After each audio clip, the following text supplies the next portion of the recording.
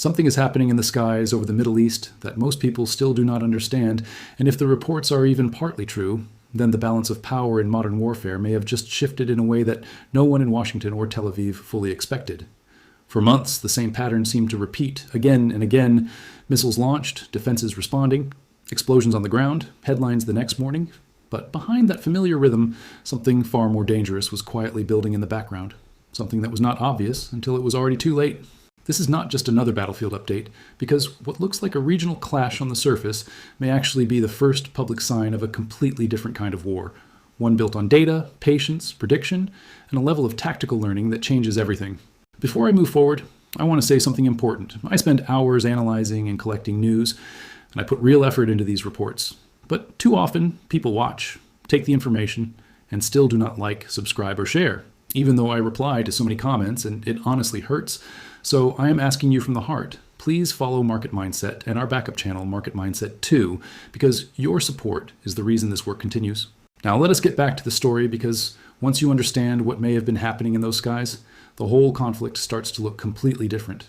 At first, Iran looked reactive, defensive, and under pressure, with strikes coming in, airspace being contested, and the outside world assuming that the basic rules of the battlefield had not changed much at all. But then, slowly and almost invisibly, the pattern began to break, and reports started suggesting that aircraft, drones, helicopters, tankers, and other high-value platforms were being lost or threatened in ways that caught even experienced analysts off guard. And the question that immediately follows is the one that matters most. How does a country under heavy pressure suddenly appear to be finding and exploiting vulnerabilities in some of the most advanced air systems ever built? That is where this story stops being ordinary military reporting and becomes something far more serious, because the answer may not be a bigger bomb, a louder missile, or a more dramatic air defense system. The answer may be information. Over time, every aircraft creates a trail, every flight creates a habit, and every habit creates a weakness, which means the more an operation repeats itself, the more it teaches a patient enemy how to predict it. Takeoffs happen from known locations, routes are repeated, refueling intervals settle into patterns, radio behavior becomes familiar, altitude changes create signatures, and what begins as an ordinary operational routine can become a map of predictable behavior. If a system is able to collect that behavior long enough, then it does not need to guess, because it can begin to anticipate, model, and eventually exploit the exact moments when an aircraft becomes less protected, less stable, and more vulnerable. That is why this story matters so much, because if these reports are accurate, Iran may not have been chasing aircraft one by one. It may have been studying the entire choreography of the sky until the choreography itself became a weapon. And that is a terrifying thought for every military planner on Earth, because once an enemy learns your rhythm, your speed, your routes, and your timing, the battlefield stops being random and starts becoming measurable. Here's the real turning point.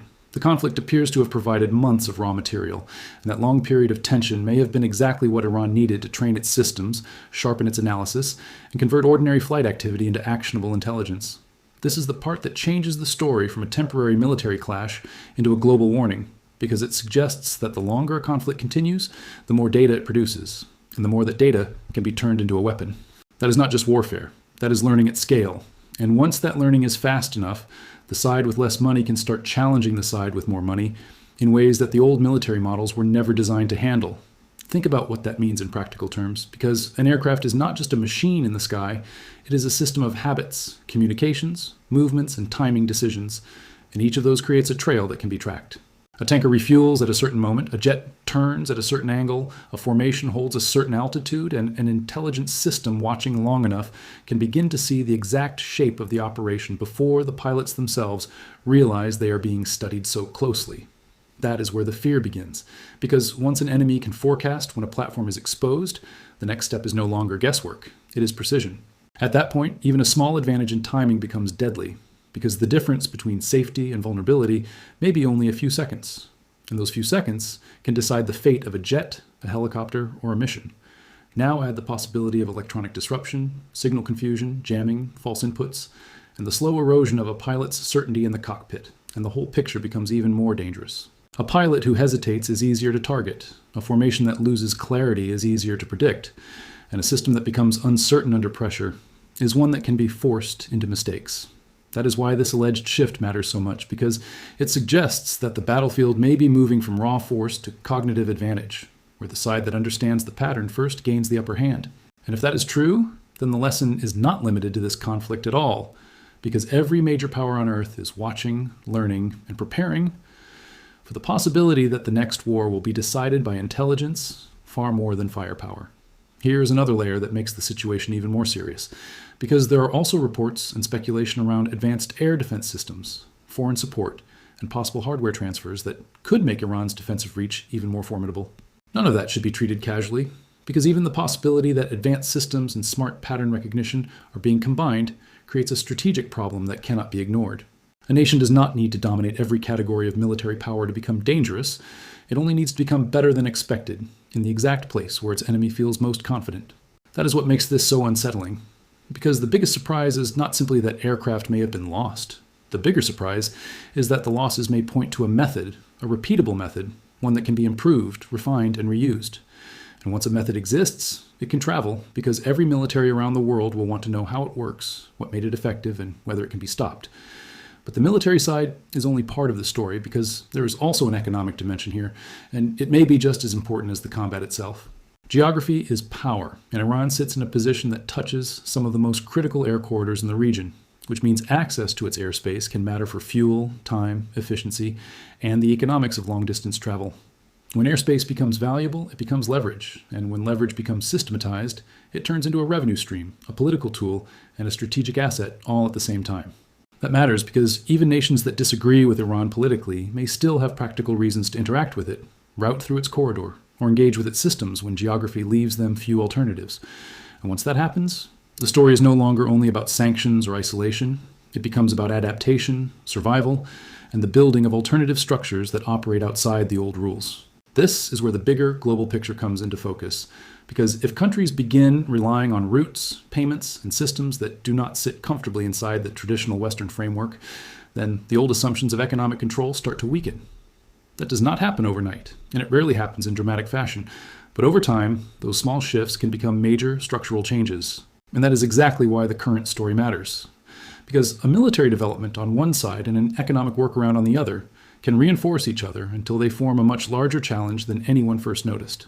But even with all the strategy, all the systems, and all the maps, there are still human beings at the center of this. There are pilots whose lives have changed in an instant, families waiting for answers, commanders trying to manage uncertainty, and civilians who are always the ones forced to carry the emotional weight of decisions made far above them.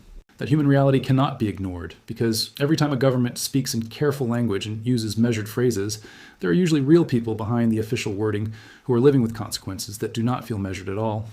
And on the other side, there are also Iranian families, engineers, service members, and ordinary people living under pressure, trying to navigate a reality shaped by years of tension, economic strain, and constant strategic uncertainty.